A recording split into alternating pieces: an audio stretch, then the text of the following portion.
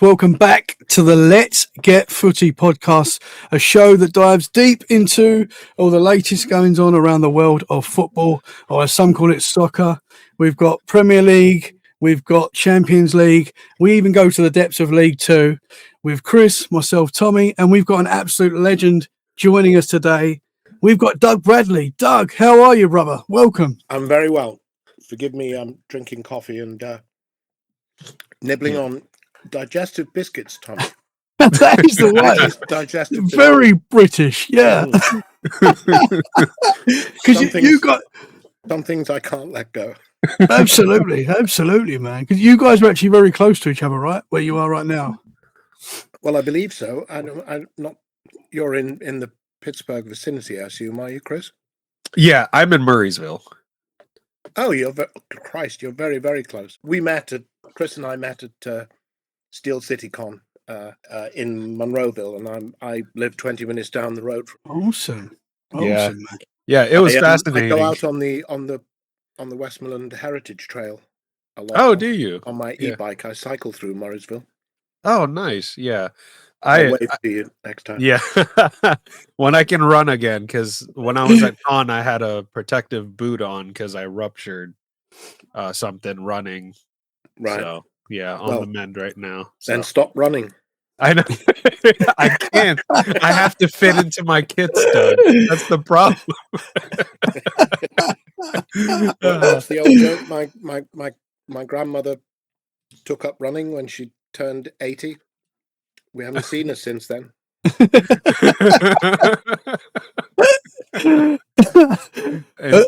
and yes, folks, listening to this and watching this is the Doug Bradley. You might recognize him as Pinhead from the HellRaiser films. But like he said, we met at Steel City Con. I was begrudgingly on the line for Aileen Quinn with my wife. And then I get a tap on the shoulder. I look over and I'm like, wait a minute. That's Doug Bradley. I didn't know he was a Liverpool fan. I didn't even know if you hadn't been wearing your Liverpool shirt, none of this would be happening. Yeah. Wow. Yeah. See, I tell my wife all the time, the reason I wear the tops is because other fans recognize each other. One time I went to, out of all places, the Children's Museum. I had a gentleman from Sunderland come up and talk to me, and we talked football for about 20 minutes. And my wife was like, "Can we go?" I'm like, "No, we're talking football here." I get I get little taps on my leg from staff sometimes at conventions when we're busy. If somebody turns up, either declaring themselves a Liverpool fan, or if somebody makes the mistake of arriving at my table in a United shirt, then don't talk to them. Yeah, no. Double the price. Look, when you said my best moment with that was at a show called Astronomicon, which is Michigan area outside Detroit. A United fan came to the table. It was the 5-0 win at Old Trafford. Ooh. And he came to my table, and I saw him, and he said, I haven't seen the score. I said, "Oh, it's we're winning 2-0 or 3-0. By the time he got to me at my table, I said, "Oh, by the way, it's 5." I bet you enjoyed that so much. Oh, quite a bit, yes. But Tommy, we always have to. I know we said they would bottle the league. Doug, we were hoping that would happen. City slipped up. Thanks to Everton, not all frickin' teams, and Bournemouth as well. Yeah. But damn good manager, you see. Yeah. I will say, Gabriel skied the penalty, and I have my car at the dealership right now because a random football fell from the sky and smashed my window. So I got to get that replaced. So Arsenal, I'm going to send you the bill.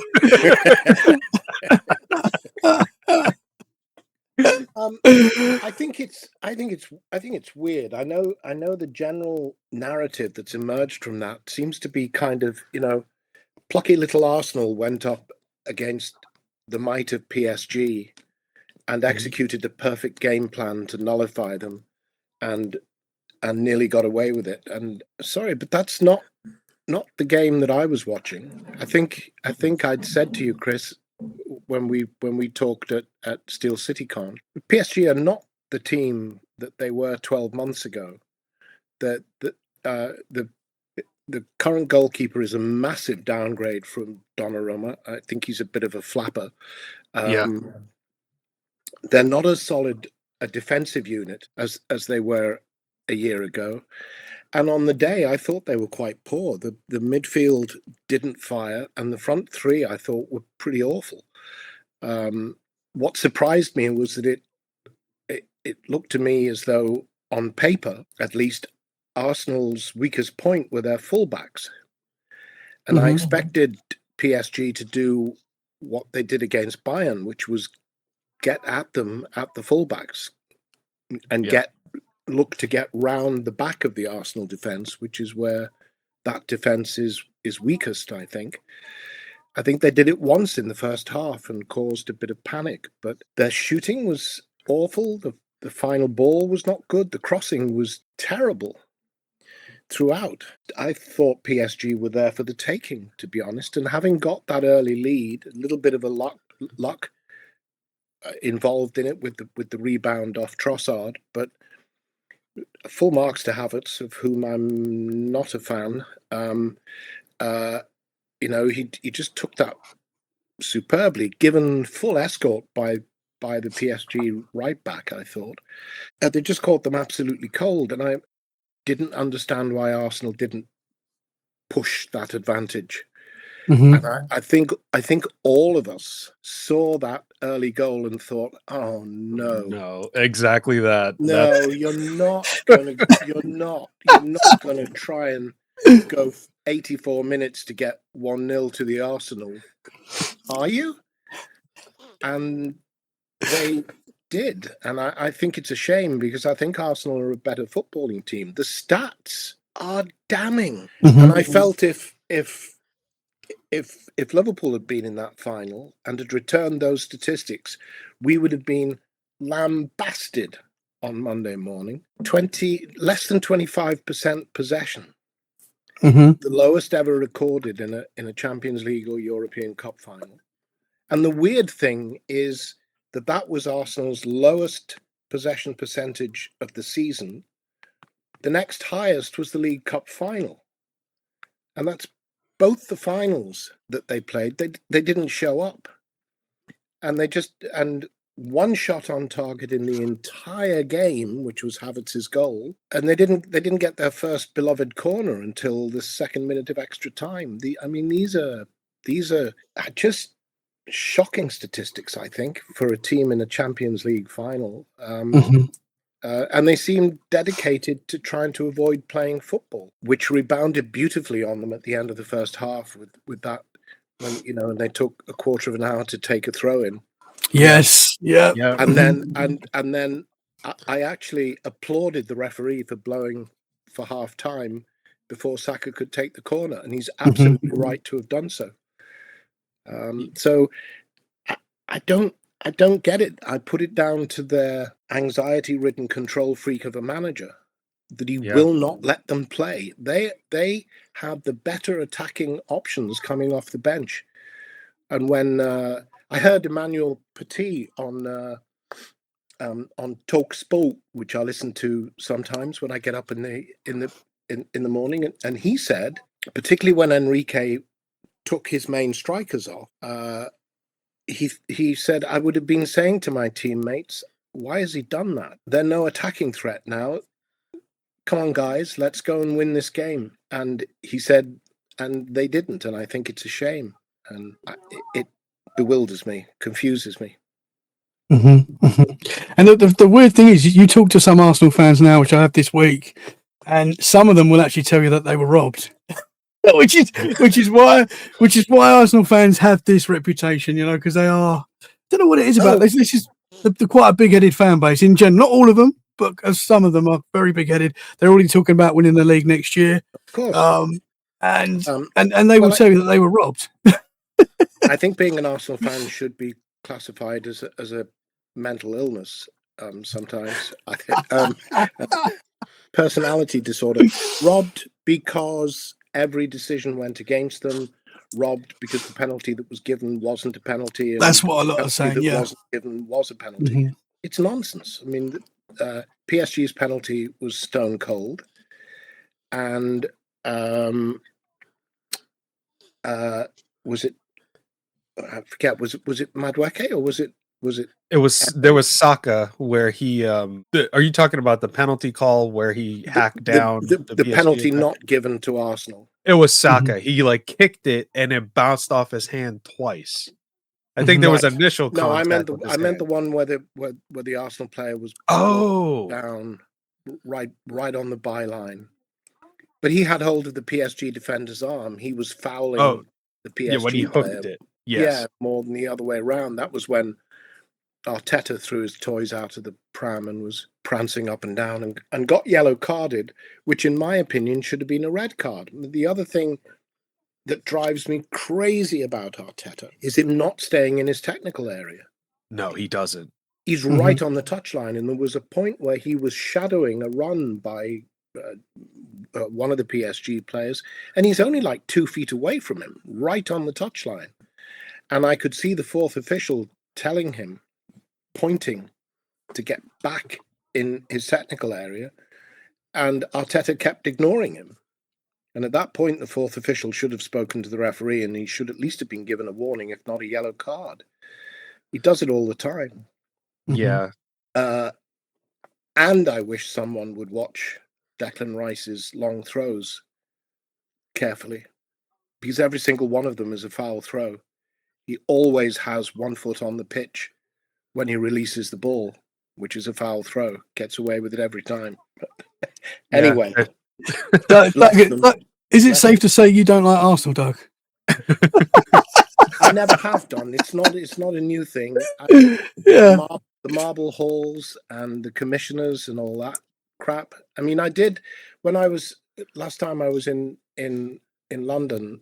I had my stepson with me, who's become a big fan of the beautiful game and of Liverpool Football Club for some reason. Nothing to do with me. He wanted to go and visit Premier League ground, so we went to Arsenal. And I have to say, what they've done with preserving Highbury is wonderful. And I actually found it quite moving to go past the old frontage of Highbury. I went to Highbury many, many times.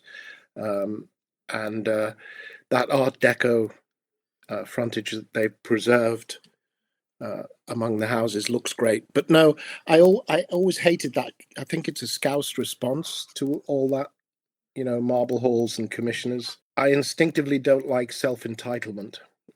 And I think Arsenal reek of self-entitlement. I'm not sure whether they always did. They do now. No, I was going to quickly say I saw a clip on TalkSport just this morning. This Arsenal fan saying that they're the biggest club in the world and that European cups don't matter, and then they have apparently, Doug, football started in 1992 with the start of the Premier League, and they have more Premier League titles than Liverpool. I didn't know football only started in 92. I thought it started back in the day in the 1800s with the first division. So yes.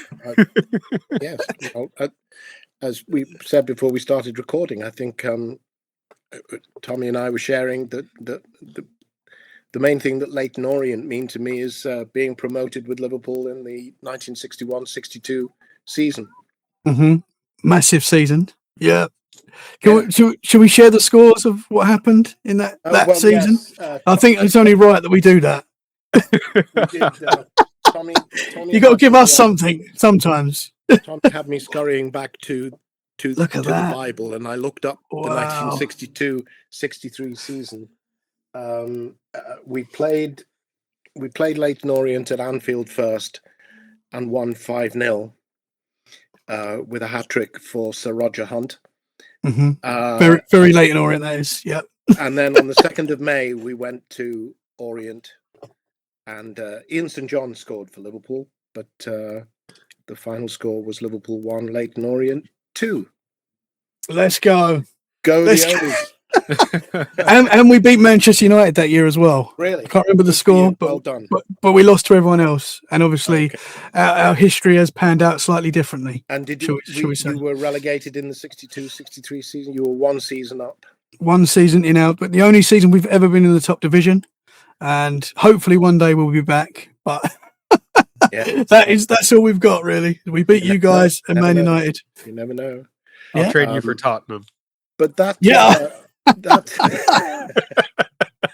there will now be a minute's silence because Hotspur has been mentioned. I so wanted them to go down. Sorry. I that boils my piss. That year zero crap with the Premier League. Mm-hmm. It's all about Premier League records, and sure, you've won more Premier League titles than Liverpool. Yeah, well done, good for you. But I believe in the history of football, we've won a great deal more than Arsenal.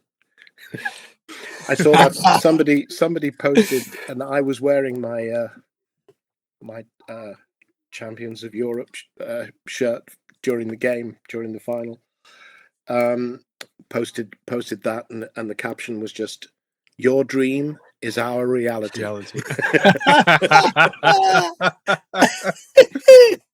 Champions of Europe, you'll never sing that. Have you ever seen a European Cup? Have you ever seen a European Cup? Have you ever seen a Euro? Ever seen a Euro? Ever seen a European Cup? Have you fuck? Well, they have seen one twice. Yeah, twice. Past it. Tell me, just to play devil's advocate, didn't Arsenal before the Champions League they did win in Europe, right? Like years ago. Did they win a? I think they have, but years ago or something. Yeah. Not the European Cup. Not the because obviously Forest and Aston Villa have won the. I dare say you'd find Arsenal fans who would tell you that the Intercities Fairs Cup counts, but the European Cup and the Champions League is, it's just. They've not done that. It's sliding into there. 140 years and counting. They'll get there. Hopefully, we're all dead and gone by then. They should have a clear run at holding it. It's going to be an interesting season next season. If you count United and Spurs as starting the season under new management, there's going to be at least 8 clubs now starting with new managers. I was trying to remember a season when that happened. I'm not sure I can remember. Yeah, I think it'll be interesting because, as we know, and we were furious when we were talking at Steel City with the way Slot set up Liverpool. I've never felt. I was talking to my my buddy that actually got me into Liverpool. Him and I were talking about a few days ago, and we both said we've never felt so disconnected from the club in any season.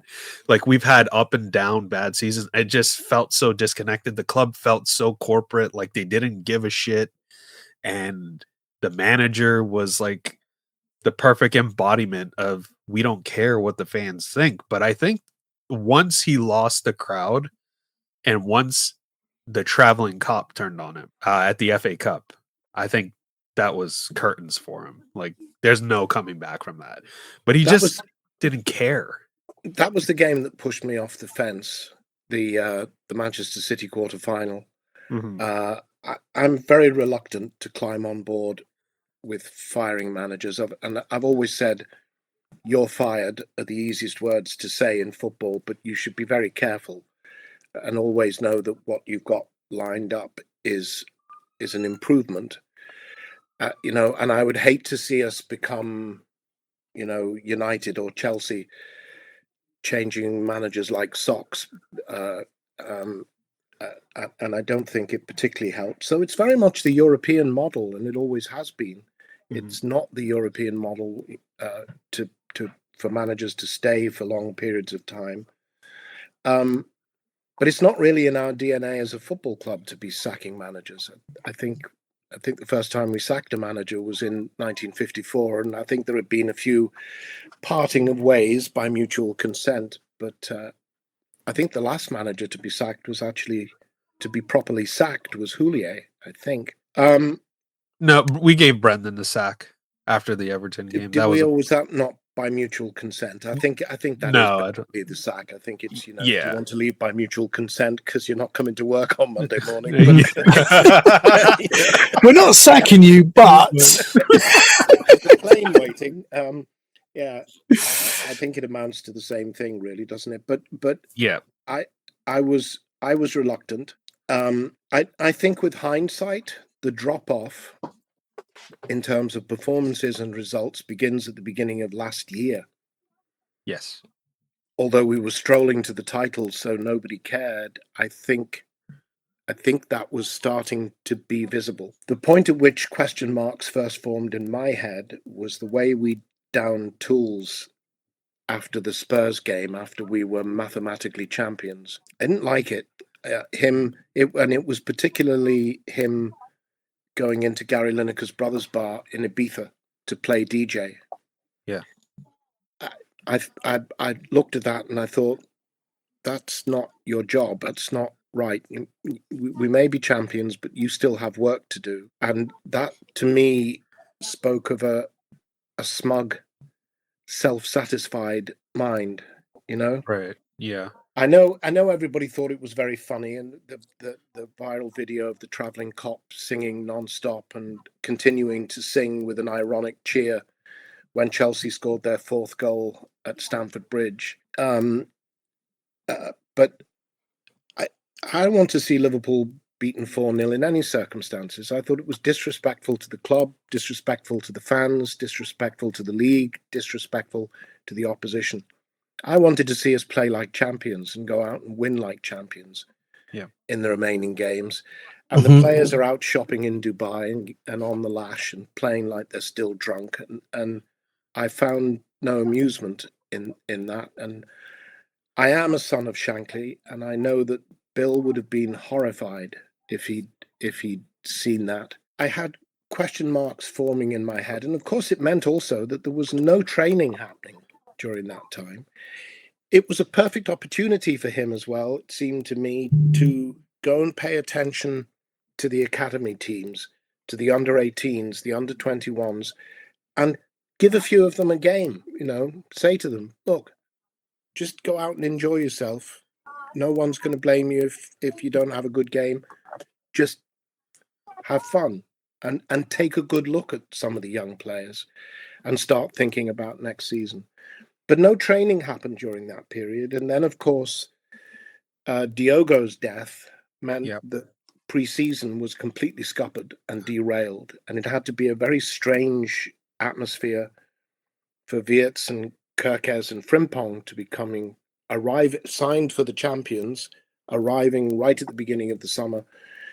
And they're walking into grief and bereavement. And so pre-season goes by the board, and Slot himself has always stressed the importance of pre-season. So when we kick off the season, there's been no training effectively for 4 months at that point, and I think it showed.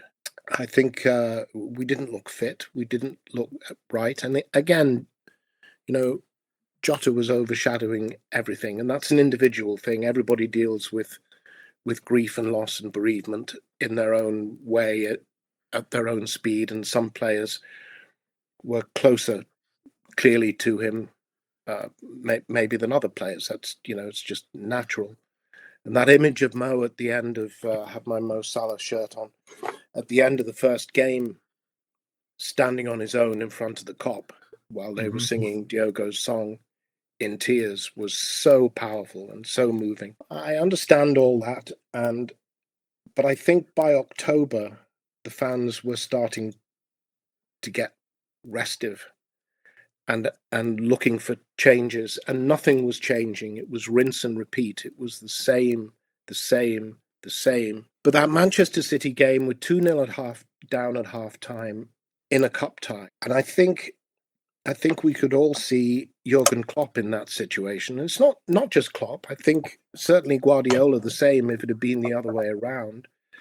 But Klopp on the stroke of half time, with a face like thunder, would have been down that tunnel like a scalded cat and making changes, getting in amongst it. Formational changes, tactical changes, positional changes, bringing on substitutes at half time. Just having looked at what went wrong in the first half and trying to change it. And Slot did nothing. He did nothing. He just hoped. He sat on his hands and he didn't make his first substitution until 4-0, which was a right back for a right back. Right back. In a cup tie. I looked at that and I thought, you are clueless, aren't you? You are clueless here. And he looked like a man staring into the abyss and seeing nothing but the abyss. And then he followed that up with that crazy team selection against PSG. 3 centre-backs, which we've never played, and it showed.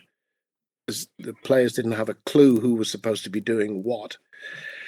And again, PSG were very wasteful as a strike force in that game. We were lucky not to get out of Paris with a 6-0 drubbing. If they'd taken their chances, it would have been. That was what nudged me off the fence. I just thought, this can't go on. This cannot go on. I would have had him gone then. I mean, we played 3 quarter-final games, 1 FA Cup and 2 Champions League, and was it an 8-0 aggregate score? I think 8-1 or 8-2. 8-1. We got 1 against City, did we? We got 1. Did we? I can't remember now. But anyway, we shipped 8 in 3 quarter-final games, and that is not Liverpool Football Club. I don't mind losing games, but shipping 8 across 3 games, no. And still nothing changed. And he seemed to be scapegoating Salah, which mystified me. I didn't understand. I think there's obviously been a serious breakdown in relations there between Slot and Salah. Nobody else ever seems to have had a problem with Mo, ever. But there seemed to be an issue there for some reason. And I felt like he was losing the players. I thought Wirtz just looked miserable in the last couple of months of the season. And I think we were all just getting fed up of pedestrian football, sideways passes, no progression. And we looked like a collection of very good players, but we never looked like a team in that second half of the season. Yeah, I was listening to Anfield Index, one of the Liverpool podcasts I listened to, and Dave Hendrick on one of the episodes, he said that he was getting the feeling this season, kind of when Souness took over and just started, basically ripped apart a title-winning side. How do you take a title-winning side and just ship out your most important attackers? I know Darwin, he was like a headless chicken, but at least he gave a shit. Luis Diaz gave a shit. I loved the guy, but I mean, he was just I have a group of friends on a WhatsApp chat.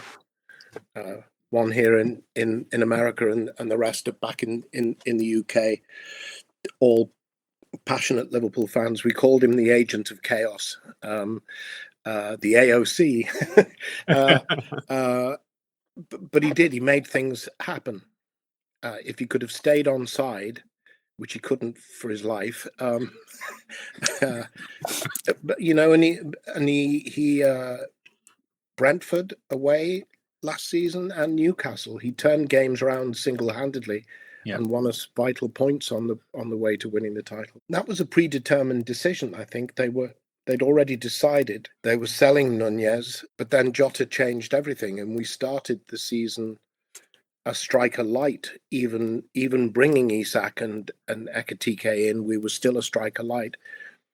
What happened with Luis Diaz, I don't know. I've no idea whether we decided to sell him or he decided to go. I think it was an open secret that he wanted to play for Barcelona, and I think everybody assumed that it was when, not if, as far as that was concerned. But so it surprised me when very late on in the summer as well, he suddenly upped and went to Bayern. Yeah. And we never replaced him. Don't get me started on Cody Gakpo. Oh, yeah. Yeah. Slot's son. Oh my God. How do you spend you spend a record fee on Weerts? I think it was 116 million pounds. You spend you break the British transfer record, 120 million pounds. I think it's rising to 130 or 125 for Alexander Isak. And you build your build-up play around Cody Gakpo, not the guy that you platformed. I think Gakpo was blackmailing Slot. He has something on him. Has something on him. The only answer I can find. I mean, I'm quicker than him. I don't know. I mean, he's scored some important goals for us, and he's put in his shift over the time he was at Anfield, but God knows he didn't do it. This season just ended, and yet he started every game, and players would be being substituted around him while he was contributing absolutely nothing, but he would be guaranteed to stay on the pitch. Blackmail was the only answer I could find. It is weird when you get a manager that does that. They see something in this player that everyone else is like, can't see it, but he obviously saw something, but was wrong. And I think there was a big turning point was taking when he took Rio off. Was that the Chelsea game? Yes, I think it was. Yes, and I think it was interesting that I think was it Gravenberch? I think had a pop at the fans for booing the players, and I think he didn't read the room. I think the boos were not for the players; the boos were for Slot. Mm-hmm. Yeah. He said something to the like of, "Oh, we should get the backing of the fans. They shouldn't boo us. We're trying our best." Well, to be honest, Ryan, you shouldn't be on the pitch based off of your performances since, I would say, March of 2025. Well, he's certainly had a downturn this season, but he's a superb player. He's a wonderful player, and he would certainly never be being booed. I don't believe that Anfield was booing the players. No, on that occasion, Anfield likes to have a boo boy. They like to have a whipping boy. I think every club does. I think all fans like to have the one player they all pile on, and that will shift around from player to player. But I don't believe that Gravenberch is a defensive midfielder. He's more of a Ginny Wijnaldum, I think, than a James Milner, maybe. I think Liverpool fans have known for the last few seasons that we need a defensive midfielder, and we keep on not signing a defensive midfielder. There's talks of us potentially signing Wharton from Crystal Palace. What do you think? About. Is he a defensive midfielder or is he another attacking midfielder? He's a superb player, I think, and he should be in Tuchel's squad. I don't understand why he's not. Yeah, there's a few weird ones with that. Yeah. I know Wharton plays the 6 for Palace. He kind of plays like the dictator, the regista type of role. Yes, but we still needed, like, if we're gonna sign him, we can't play him with Gravenberch or McAllister if he'll still be here. I think we need a destroyer. It's not that Gravenberch can't operate in that position. He can, but he needs someone. He needs someone with him. We need a breaker upper. We need a Didi Hamann, a Mascherano, someone like that to do that job. And the crucial importance of that position is that you're the guard in front of the defense, and we are defensively so open, and that's partly because of the lack of a proper defensive midfielder, I think. Doug, I wanted to ask you, what do you think happened with the manager situation? Do you think him winning the title just put him in that, like, I won you the holy grail of English football that you've only won. When we won the title that season with him, he said 2 times in 5 years. But he started getting snide in his press conferences. Well, we've only won the title 2 times in the past 33 years or 35 years or whatever he said. Do you think that title win kind of just gave him a big head and he thought he was untouchable and he'd be allowed all the time in the world to do whatever he wanted? I can't answer that question, Chris. I think it would be wrong of me to try. I mean, we're all looking from the outside in. Yeah. I can't try and second guess him. I mean, I will say that I started to cringe every time he spoke, which was not the case the previous season. He got very good at finding excuses. Mhm. And I don't like that. And again, I think it reflects badly on coaches who start looking for excuses. Mhm. He started naming players.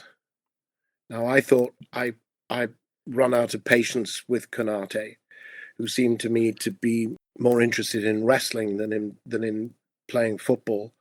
And I think he was becoming a bit of a liability, to be honest. He still put in some really solid performances.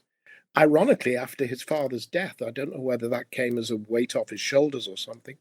He had 2 or 3 games after that when he could have been forgiven for being a bit below par. He was superb. Slot made this comment about Konate being caught at the scene of the crime too many times. Yeah. And I thought, you don't do that. You don't do that. Mhm. You can put him up against the wall in the dressing room and give him the hairdryer. Lex Ferguson. The Ferguson special. Yeah. Yes, you can do that. There's a great it's a Bill Shankly story, but illustrates this perfectly, I think. It was a game at Anfield. We were winning 1-0, and Tommy Lawrence made Liverpool's goalkeeper in Bill Shankly's side made a schoolboy error and let in an equaliser. And Tommy said he's sitting in the dressing room and he can hear Shankly up and down the corridor outside the dressing room, chunnering away to himself. And one by one, the players are leaving the dressing room. And Tommy Lawrence said he didn't dare leave while he could still hear Shankly out there. And from time to time, Bill would pop his head in the dressing room and he'd be saying things like, "Hey, son, you understand you're a goalkeeper. You're allowed to use your bloody hands. What's wrong with you?" And he'd be out again and up, and then he'd come back in again, And "Oh, I don't know, Tommy. I couldn't catch a cord. What? All of that's going on, And Tommy is sitting in shrinking. Finally, everything goes quiet, and he thinks, okay, maybe the coast is clear, and I can leave. Of course, this was the time when you didn't all leave together on a coach. You left in your own speed in your own car. He puts his head out the dressing room. The corridor's clear, and as he's leaving, he sees Shankly talking to a gaggle of reporters. And as he's walking past, it's clear that the reporters have just asked him about Tommy Lawrence's mistake, and he hears Shankly saying, "Hey, I'll no hear a word of criticism of Tommy Lawrence. He made world-class saves in this game that kept us in it at 1-0. Yes, he's made an error, but every footballer makes mistakes, and I will not hear a word of criticism against Tommy Lawrence." And Tommy said he walked out of Anfield with his head up. And that's as it should be. That's a manager. You can Yeah. call a player 10 kinds of an arsehole behind closed doors, but it should not go public. Mhm. And then he started on injuries. Yeah. And I thought, no, I won't be doing that. Injuries are part of football. They happen to every club, every season, to a greater or lesser extent, sure, but it evens out over time. And that felt a bit Arteta-esque to me to be starting to reach for injuries as an excuse. It's not an excuse. It's never an excuse. No, especially when he didn't use the squad. You're putting midfielders at right back, and you have Calvin Ramsey, bright prospect out of Aberdeen when we got him. He had a couple of injuries, but when he played the FA Cup game, he was the best defender. He looked very good to me. Yeah. I had said this. He had to wonder why he was bothering to turn up for training every morning, because he's on the bench and we don't have a right back. He did it. He got away with it against Arsenal. He played Dom at right back, and he was really good.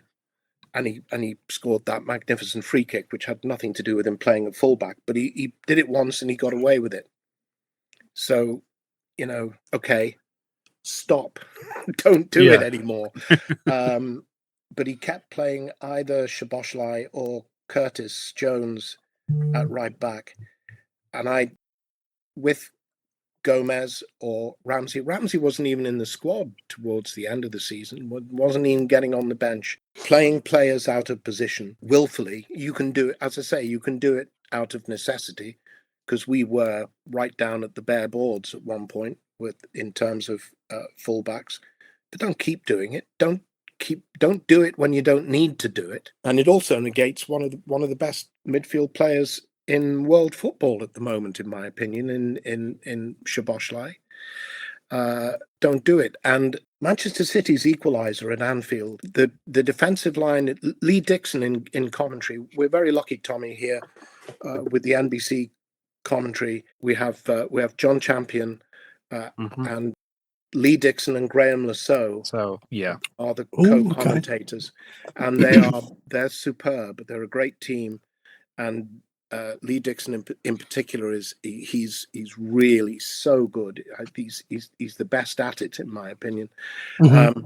And he made the point that Szoboszlai had played all the City players onside, and he said, but that's not his fault, because he's not a fullback. A fullback's job, looking across the line, is to see where your centre backs are and make sure you're a yard or 2 yards further up the pitch, not behind them. And Szoboszlai has got himself trapped behind Virgil van Dijk's backline position, and he's played City onside. And then I think it happened again. Curtis Jones did the same thing, but it's not their fault. They're not fullbacks. They don't understand the positioning sense of fullbacks. So they're self-inflicted wounds for me. So your precise answer as to whether winning the league did go to his head, as I said to you, that visit to the bar in Ibiza was the first time I thought, I don't know about you. I'm not sure about you. So maybe, but only those around him and close to him know the answer to that. I don't know. I would hope not, I'll throw in another old Liverpool story. This is in Peter Beardsley's autobiography. He's won the league with Liverpool at Anfield, and the medals have been handed out on the pitch. And Beardsley said it's the first time that he'd won anything really significant in the game. So he's got this winner's medal in his hand and he's clutching it. And eventually the players are making their way off the pitch. Ronnie Moran, who's, proper old school LFC, no nonsense, one of the coaching staff, and was a couple of times interim manager for us, great servant of the club. He's standing on the touchline with a cardboard box, Walker's Crisps or something, and he's saying, medals in here, lads, medals in here. And Beardsley's thinking, I've only just been given this fucking thing. What? But all the players are tossing their medals in the cardboard box. So we thought, well, okay. In goes the medal. Into the dressing room, celebrations, all of that. And then as things are quieting down, Ronnie Moran came into the dressing room with the cardboard box. And Beardsley said he put it down on the floor in the middle of the dressing room. And he said, your medals are in there, lads. If you think you've earned one, take one. See you next season. And walked out. Whoa. And Beardsley said, that was the moment when I understood what makes Liverpool Football Club work. Absolutely. Okay, you've won the league. don't think you're anything special. You're not. You start on 0 points next season, the same as everyone else. Yeah. And everything you get from that point forward, you work for. You know, Ooh. you're not entitled to a damn thing.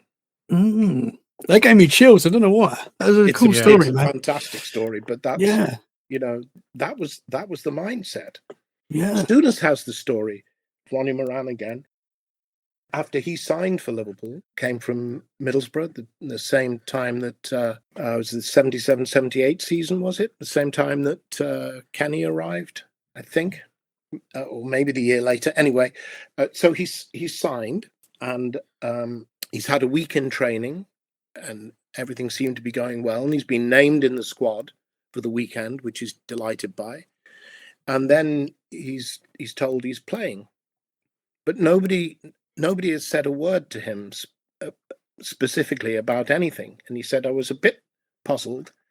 And about 2:45, 2:50, I went up to Ronnie Moran and I said, can I have a word? And he said, Moran looked at him and there was a bit of silence. And he said, of course. What's bothering you? He said, well, you've selected me to play and that's fantastic. But nobody's said anything to me about exactly where you want me to play. Am I playing as an attacking midfielder, defensive midfielder? Again, there was silence and Moran just looked at him. And Moran said, fuck off.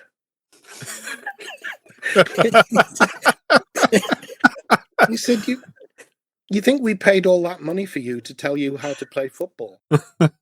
You've been selected to play. What more do you need to know? And walked away. Oh, that's awesome. You know, and Jockey Hansen, Alan Hansen has talked about, he said, you know, if things hadn't gone well in the first half, he said it didn't happen very often, but it did happen. They'd come in and they'd tear us apart, give us what for, tell us what we were doing wrong, and then they'd say, sort it out and leave the dressing room and leave the players to sort it out. You know, no chalkboards and flip charts and iPads and whatnot. Just, you know, here's what you're doing wrong. Deal with it. I feel like we used to do that under Jurgen as well. When things weren't going well, the players would kind of figure out what they need to do in real time to get the result. I think that will always happen in a strong dressing room. Yeah. You know, obviously it's always the manager's job to put his foot down, say enough is enough, because again, in a bad dressing room, that will turn into finger pointing and accusations. But that was always, there were always stories of, you know, of how much Tommy Smith hated Emlyn Hughes and Smith having Hateley up against the wall at one point at half time and threatening to knock his lights out. You know, outside of Real Madrid, I'm not sure that happens anymore, does it? Oh man, that place is a mess. It'll be interesting to see what Mourinho does with them. Yes, Back to the Future. Bit of a head scratcher, that. Yeah, I think that could go both ways. That one. That could go both ways. Yeah. Yes. I wonder how Trent's enjoying life. Yeah. Oh, he made the decision. He chose to go be there and made your bed lying. Good luck to him. And he's another one. I think Tuchel's mad not taking him. Yeah. Just crazy decision not to take him. He's one of the best passers in world football. He would walk into most squads, I think. And he's the player. Dead ball situations are so important at international level. And from a corner or a free kick, direct or indirect, or ghosting up at inside left in the penalty area where he has absolutely no right to be, he's a player who can win you a game out of nothing. And I think at international level, a player like him, and I would say the same about Phil Foden, they're worth their weight in gold. Foden is capable of moments of absolute brilliance, poetic inspiration, even if he's not doing much in the rest of the game. And while, you know, Southgate trying to shoehorn him into the team by playing him at outside left, I thought was absurd. But I wouldn't have hesitated to be taking both of them. Mm-hmm. And I'm not sure Chris will agree, but I think I think Palmer should have gone as well. I don't know about you, Chris. Yeah, I know you're not the biggest fan of Palmer, but I think he's cold. But I think he should have gone. I think he's that sort of player that comes off the bench and can do something crazy, even when he's not particularly playing well. You know, he's been awful this season. He has been awful. He has been awful. Really, really. He's looked to me like he can't be fucked. Which is obviously not. It's bad. That's obviously not good. Yeah. I know he's been injured. He's had some injuries. Yes, but that's like all the Chelsea squad. I wouldn't have. They all didn't want to be there. Like Foden played for City towards the end of the season. I forget which game it was, a midweek game away, and he scored a couple of goals, I think, and he was superb. He looked like the Phil Foden we knew. No, I think Palmer's been bang average for me all season, and as I say, he's looked completely disinterested. More interested in trademarking his. Well, since he's done that, he's gone. We've barely seen it. Yeah, but he's maybe attitude was a big part of his problem. Obviously, his attitude could be a big part of his problem. Yes. You know, he obviously thinks he's cold, and it's not worked out. You know. Yes, Harry Maguire I would have taken as well. I mean, I know we mock him mercilessly, but I admire him a lot for the way he's stuck at it at United. Completely frozen out by Amorim. One of the first things that Michael Carrick did was restore him to the centre of the defence, and he has a very happy knack of turning up in the 88th minute or the 95th minute and getting that slab of a head on a corner or a free kick and winning you a game. Yeah, and he does it repeatedly, and again at international level, that's an invaluable thing to have. And I thought when he was restored to the United team, I think he's done really well. And he can take a penalty as well. He's a good penalty taker. Yeah. And Dan Burn can't. Yes. Dan Burn can't move. Yeah. Yeah, you're right. And I would love to have been standing next to Ivan Toney when he got the phone call. Yeah. Yeah. Right. Yeah. That's a puzzler for me. But anyway. Yeah. We shall see what we shall see. Well, if England win it, then he's a genius. If we bail out, then he's going to have a lot of questions to answer. They'll clamour for Southgate. It depends, I think. It depends on the football that is played and how far we go. I mean, failing to win the World Cup doesn't make you a terrible manager, because there's a lot of them around. It looks to me as though he's opted for happy campers, people he knows will muck in and rub along, rather than people who might win you football matches. Yeah, it might work. It might work. It might very well. Alf Ramsey made controversial decisions both in his squad selection and his team selection, continuing to leave when Jimmy Greaves was fit to play towards the end of the campaign. I think these days it would be assumed that he would walk back into the team. Ramsey said no. And there were a lot of people who wanted him in instead of Roger Hunt. But Ramsey's attitude was no. These are the players who have got me here, and these are the players I'm sticking with. If somebody gets injured, you get your chance, but you don't have a divine right to play for this team. He made the right decision. I think he could see that Hunt was the workhorse, freed Jeff Hurst to play. Doug, I know we're pushing an hour, and I want to be respectful of your time. I do have a couple of other questions, if that's okay. So the first question I have for you is, I wanted to know your thoughts on, Mo Salah made the statement about maybe a game before the last game, I think it was. He made that post, and all the players were liking it. I know he got killed in the media for doing that. Carragher never seemed to like him for some reason. I don't know why. But do you think players should do that? I know there's this whole thing between club power and player power, and your star player shouldn't do that and all that stuff. He did it twice, didn't he? He did it once walking through the mix area. And that was more understandable. I think that was more dangerous because it was earlier in the season, but he was asked a question, and Mo being Mo, he answered it. Yeah. This seemed more calculated because it was a social media post, so there was time to think about it.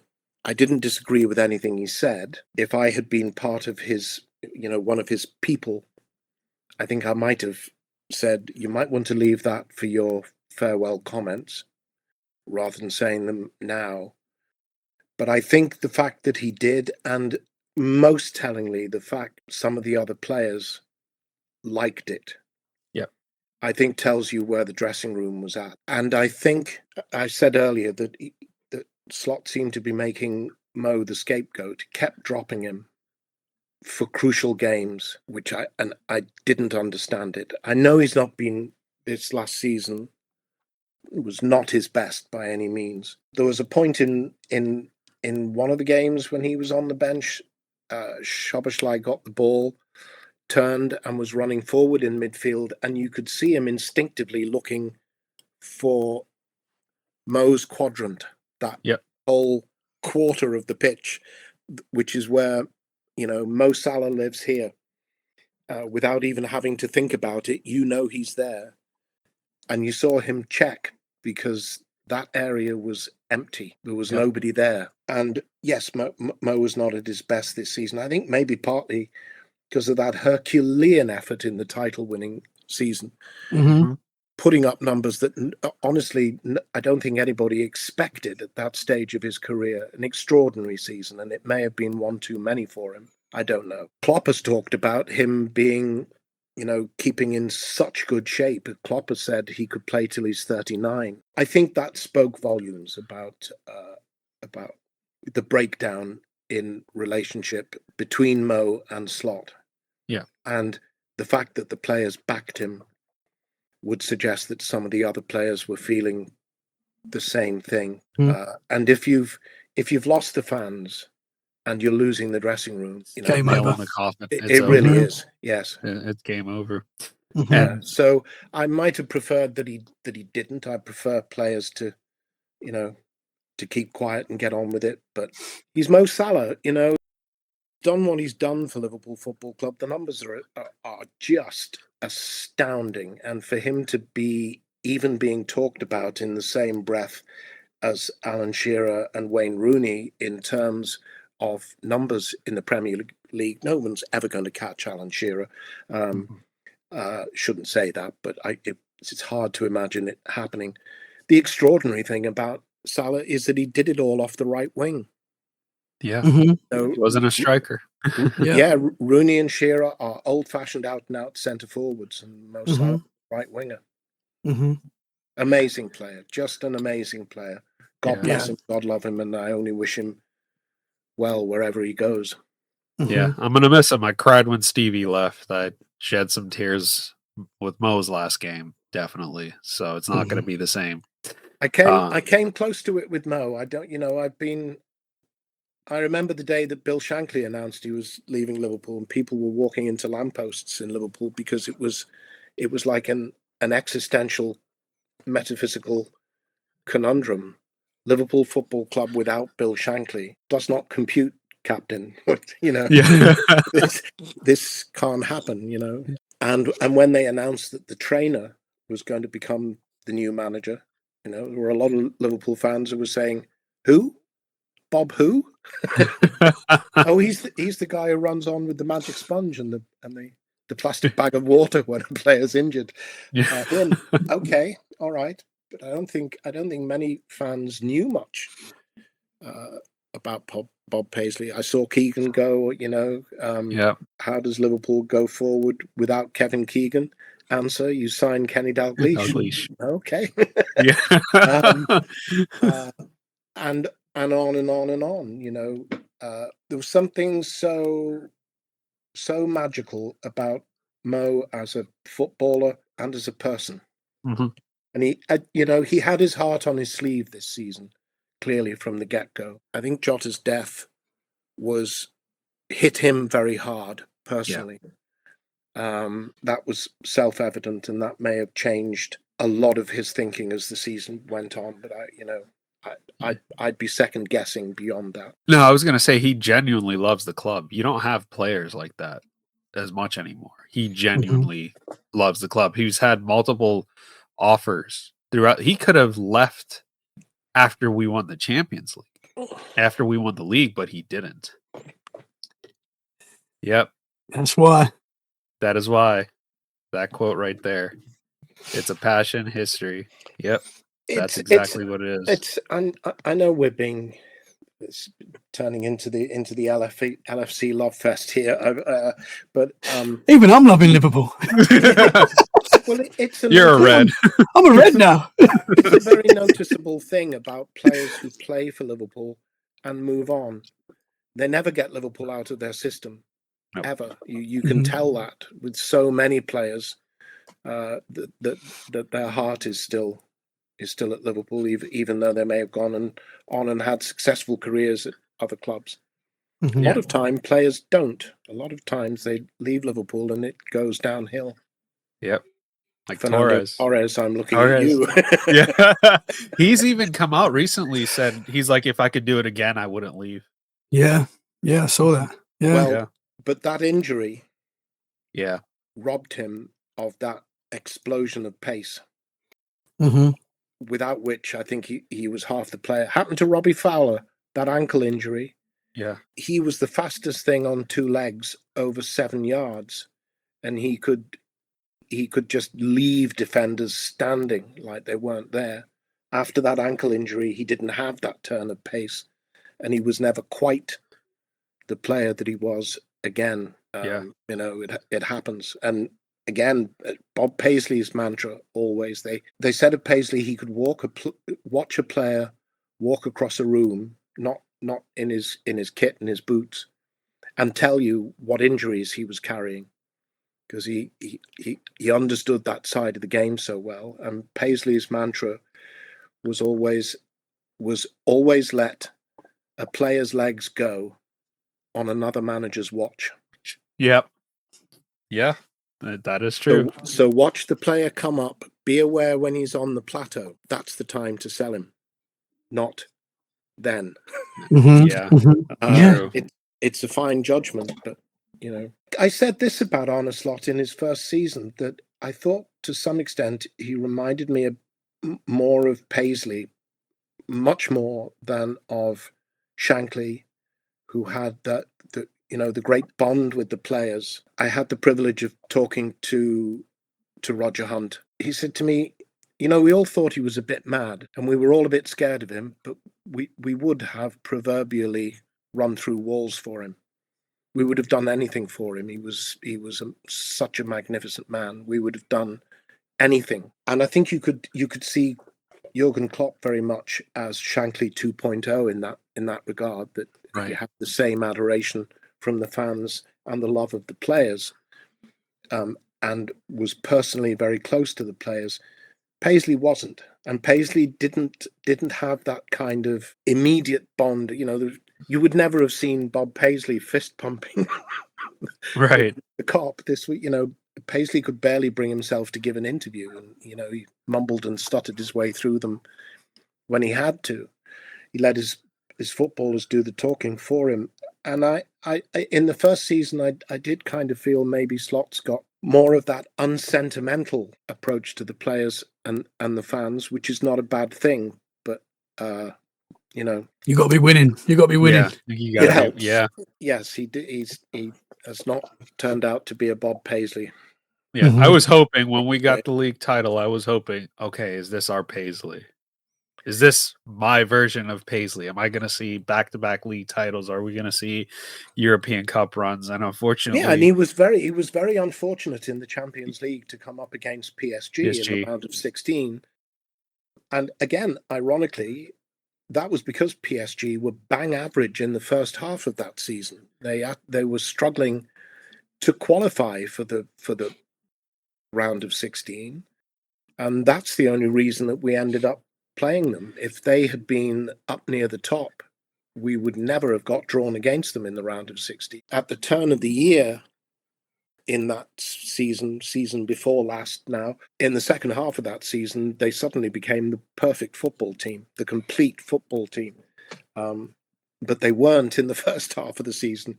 We came up against them and Dembele was suddenly becoming an unstoppable force.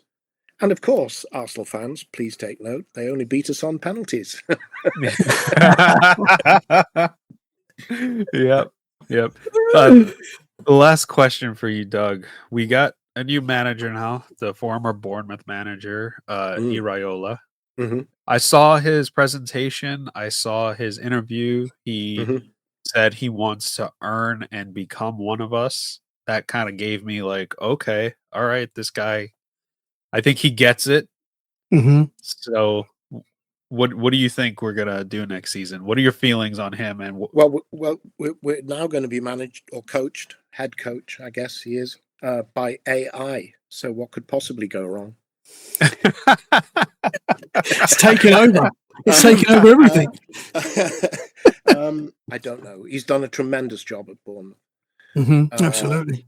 Keeps having half his team whipped out from under his feet and carries on as though nothing had happened. I like the style of his football. I saw an interview from a few months ago with Semenyo before he went to City, talking about the intensity of the training sessions, including sessions on a Sunday. Okay. Yeah.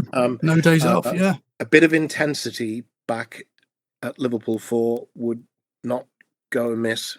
That's for sure, because we haven't seen it around there for a while. And I sort of thing he said, I say to my players, when you win possession, the first thing you do is look to see where the goalkeeper is. How far off his line is he?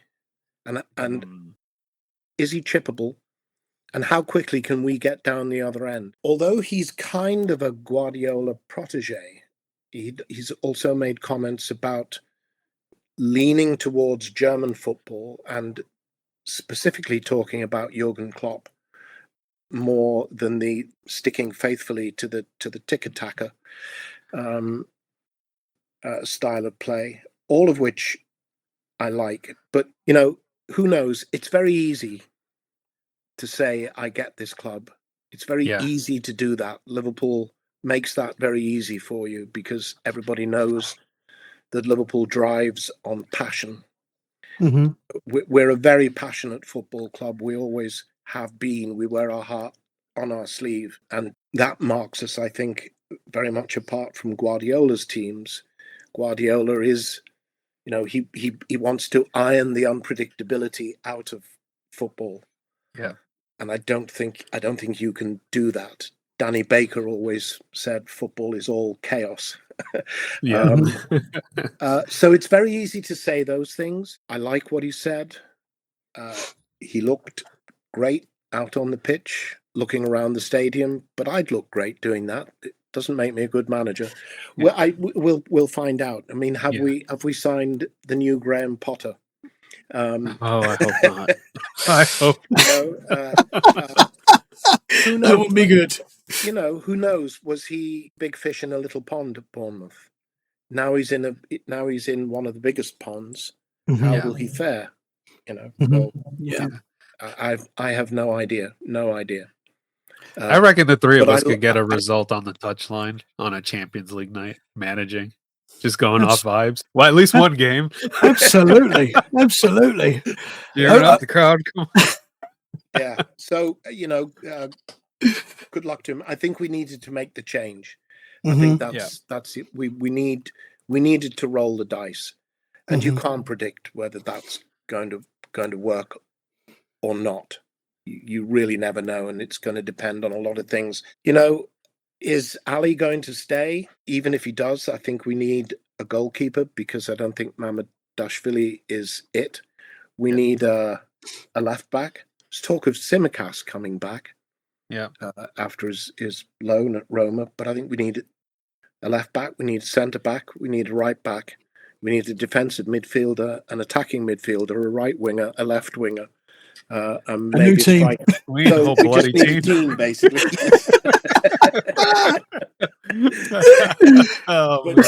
But probably not all at once. Yeah, true. Yeah. Um, Is Clive a Red, or is he not into the football? completely disinterested. Oh, Completely and utterly disinterested. I was hoping he was.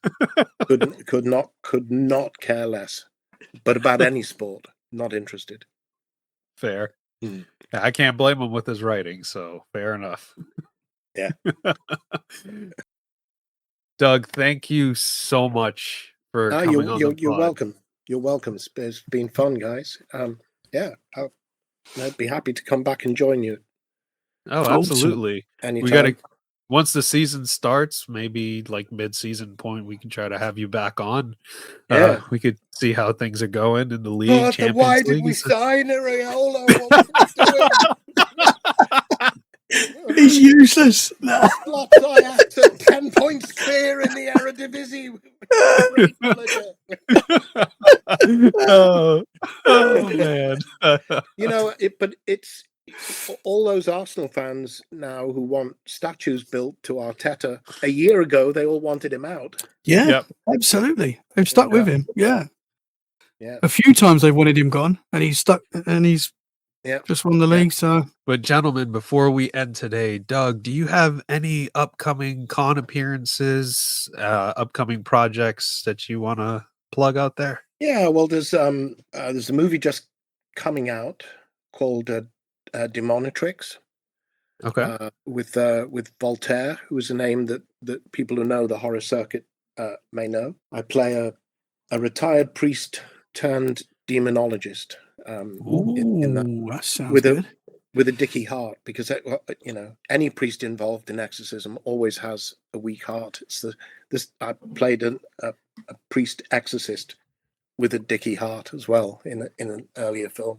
It's a movie that I've done a voiceover only appearance for, which is called The Demon Code. I play this thing that lives inside a supercomputer, quantum computer, which was an interesting script, drew me to that. I was just in Massachusetts shooting a film called Ashwire, which I think might be interesting. Really nicely written script, I thought, which isn't always the case. A couple more things in the offing, which I won't talk about, because, you know, the more you talk about them, the less they happen. And obviously the HellRaiser video game is coming out. I'm looking. It's on my wish list. This year, and no, I don't know when it's coming out, and that's not because I've been ordered not to tell you. It's because I don't know. Conventions wise, I'm doing a signing at a store in the Detroit area, Screamers in Mount Clemens in Michigan. That's this month. That's going to be on the 20th of June. And my next convention appearances will be Mad Monster Party in Phoenix in July, and then Monster Mania in Cherry Hill, New Jersey in August, Son of Monster Palooza in Burbank in October, I think. Something in September, I can't remember what. Yeah. And I'm going to be at Spooky Empire in Orlando at Halloween. Okay. Awesome. That's So- awesome. Go pay him a visit. I will say you have one of the best damn signatures I have ever had on an autograph. So I will say that. I tried to perfect one of those, you know, celebrity things. Yeah. It's just the way I write. I can't. I don't know any other. And obviously everybody should wear a Liverpool shirt to convention, Yes. because that will guarantee 20 minutes of conversation with me. But only if I think you know what you're talking about. Yeah, and before we end, Tommy, let's do our shameless plugs of our paranormal podcast. So, listeners, I know this is a football show, but everybody likes the paranormal. Even if you say you don't, absolutely, you do. You like aliens, you like Bigfoot, you like ghosts, demons, all that spooky shit. So, I host the Wandering Road podcast that releases weekly. We are on Spotify and YouTube and Apple Podcasts, all on visual mediums. So if you like consuming visual content for your podcast, check us out there. Do you have any interesting guests coming up on the Wandering Road? Oh, yes, I do. I have Mr. Doug Bradley, the legend, Pinhead himself, coming up. If I told you 3 years ago when I started that podcast that I would be talking to one of the absolute Hollywood horror legends, I would have called you crazy. But here we are. What brought you guys together? You, Chris, you in Pennsylvania, and I assume you're in London. I'm in Dorset. In Dorset. Dorset? I'm from London, pretty much. I'm from Right. Essex, but I live in Dorset now. But yeah, we got brought together through the paranormal. The paranormal pod. Okay, let's start with that. Right. Yeah, that's it. Yeah. I'd listened to his episode on another paranormal pod. I messaged that host because I talked to her offline as well, and I was like, he sounds amazing. Can I get his contact information? Then this past December, he comes on, and I'm wearing a Liverpool top. He's like, "Oh, you're a football fan." So before we even started recording, we talked about for 45 minutes about about football. So Right. and then he was like, his podcast, which I'll let you plug, is called Let's Get Freaky. I was like, dude, let's start one called Let's Get Footy. And we just, Here we are. worked on it. Congratulations on footy. It's such an English word. Every English boy plays footy. Footy. Yeah. That's it, man. Soccer was an English word. Everybody laughs at the Americans for talking about soccer, but it was an English word, and I think the theory is it's sort of an abbreviation of association. That it was association football to distinguish it from rugby football, and that the sock bit in association was what led to soccer. Or maybe it's just because you sock the ball. I don't know, but but we always played footy when I was a boy in Liverpool. Yeah, that's what I call it. I've been calling it that ever since I started watching it. I will never call it soccer, ever. Well, but you call it footy, which is footy. No, footy. It's my New York accent. I'm sorry. I can't help it. But yes, I will have Doug Bradley on for a future episode. I'd like to get into his career and maybe a little bit about your background, Doug, of how you connected with Clive and the whole paranormal stuff. What got you into that? Oh, well, I'm horror. I'm a fascinated. I think we lost him. We're frozen. Froze, Doug. No. See, you talk about the paranormal and then this happens. Yeah, and this has happened. I know. It's been absolutely fine the whole way. Sorry, I'm not a skeptic at all. All right. Don't beat me up. Just do the cross. Yeah. No, I'm looking forward to that. Yeah, absolutely. We'll have to try and promise not to talk about football. Yeah. We could do it beforehand. It's hard work. But Tommy, you want to plug Let's Get Freaky? Yeah, Let's Get Freaky podcast, wherever you listen to podcasts, Apple Podcasts, Spotify, Amazon Music, and we're also on YouTube as well, so you can watch the videos there as well.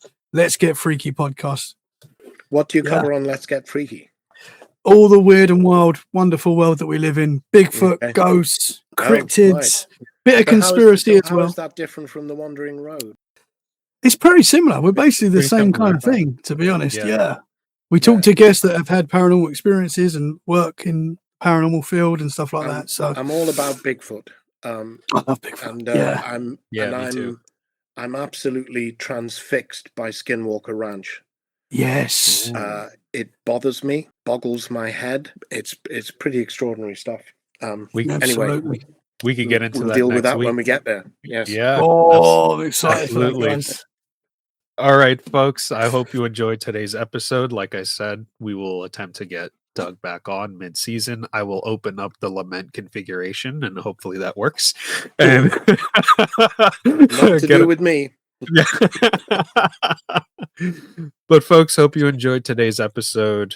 Looking forward to the World Cup, Tommy. We have quite a few interesting fixtures and stuff coming up, so we'll see how it goes. And I hope you enjoyed today's episode, folks. Thank you for tuning in.